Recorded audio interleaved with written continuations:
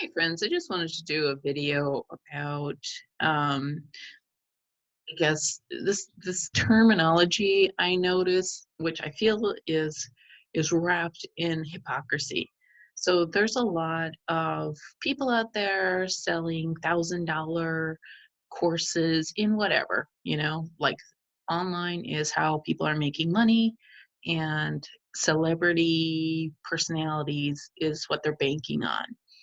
And maybe these people are providing good content, maybe they just think that they're infutaining, they're providing some information with a lot of entertainment. Their charisma is what you're paying thousands and thousands of dollars for, and they're going to upsell you, and expect you to continue paying thousands of dollars and telling your friends and family to start paying them thousands of dollars. So when I've taken a couple classes where they refer to clients, refer to people who are downloading the free ebook. So you're supposed to have a free ebook, some sort of free giveaway. It's just a known marketing tool, and yet, um, and it's like a must. Like it's a given. And yet then, there's the experts are saying, folks who are getting free stuff are tire kickers. They're never going to buy your stuff.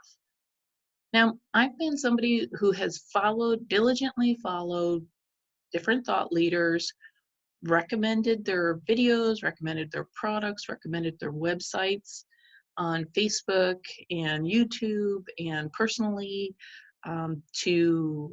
to the ideal client that practitioner would like, that could pay $10,000, off the bat. And I have never purchased a thing from this one particular guy or these other particular thought leaders. Okay. And uh, but like Seth Godin says, person is paying with their attention. If you've got somebody's attention, stop calling them a tire kicker. The more people that like you come back for more. Yeah, they may not buy your $45 book. They may not take your $6,000 program. And you know what? You might not want them because you're probably not delivering your program correctly. Your staff isn't good. Maybe you're not good.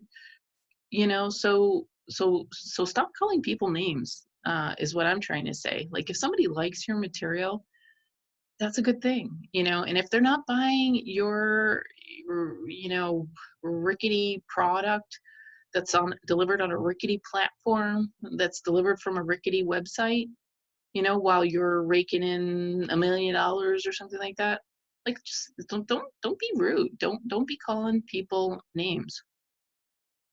If somebody comes back to you regularly, content creator, and they're not buying your stuff, but they like your stuff, that's a good thing. That's a if you've um, provided something of value that somebody likes, and they're just not. I mean, are your brothers and sisters, or your husband, are they paying you money? Are your neighbors paying you money when they're chit chatting with you? Is your housekeeper paying you money when you're talking about whatever? Like, some relationships, people aren't going to pay you money. That's just something. There's some cultural stuff. Some people just don't spend money. But if you've developed a reputation, and people regularly come back to consume your content, which they're going to share with others, I really think this tire kicking lingo needs to go. Further, having spent thousands of dollars attending online programs that were staffed with people who, like, customer service people who regularly wrote in all caps emails when you're having an issue, like they didn't know that you're not supposed to write in all caps in emails. Yeah. And this person is like, oh, the best customer service, other people would say. When the platform is really poorly integrated with other applications that are required for a high stakes situation, um, like the top-notch, world-class practitioners will have crappy software, and you'll pay a lot of money and have to deal with that, or have to deal with bad customer service, like where the customer service people have a grand sense of entitlement and they expect the customer to take care of them. Customer service makes it clear to the customer how bad the customer service person has it, even when the customer is paid thousands of dollars, is doing the right thing as far as being customers, and the the service people expect the customer to take care of them. So there's these really toxic dynamics, these super dysfunctional dynamics. Even if the class you're taking is about interpersonal skills, you'll still find this 2020.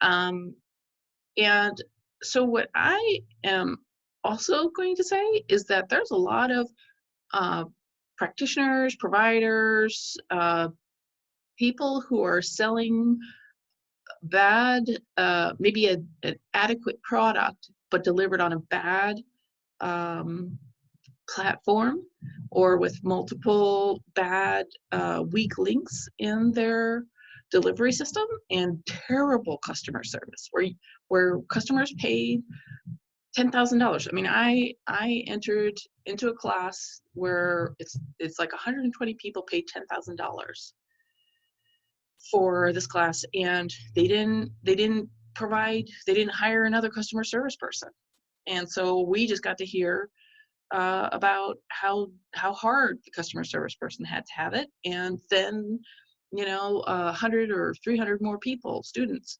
paid their whatever, however much, $10,000, and still no customer service, no new staff.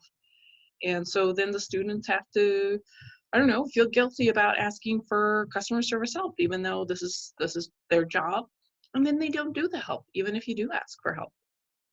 So I am actually going to call these providers. They're doing a bait and switch.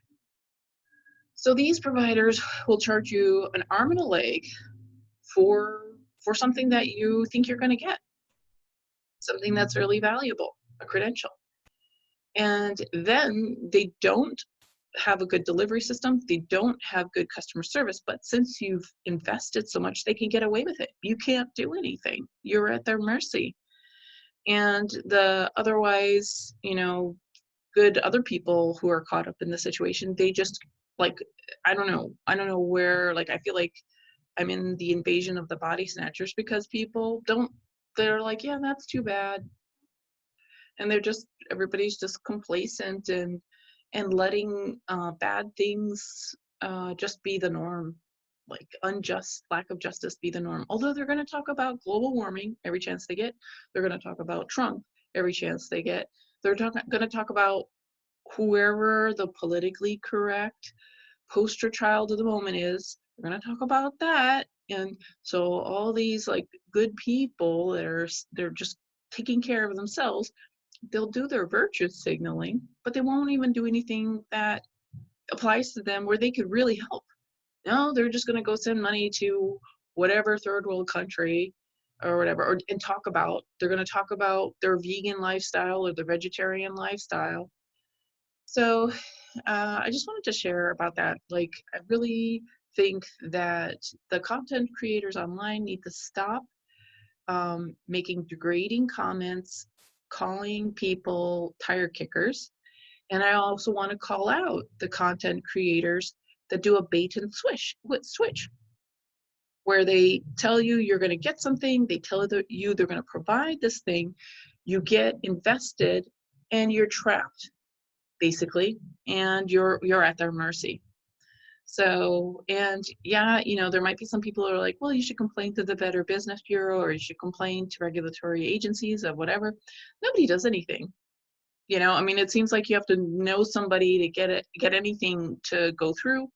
And regulatory agencies give you these incredible, impossible amount of hoops to jump through, and it's almost like this hazing process where they keep on asking you over and over again. They don't listen to you. They expect you to do their legwork, and it's just it's a very discouraging, disempowering life. I think like right now, I just so anyways, I just wanted to put that out there. So thanks for watching.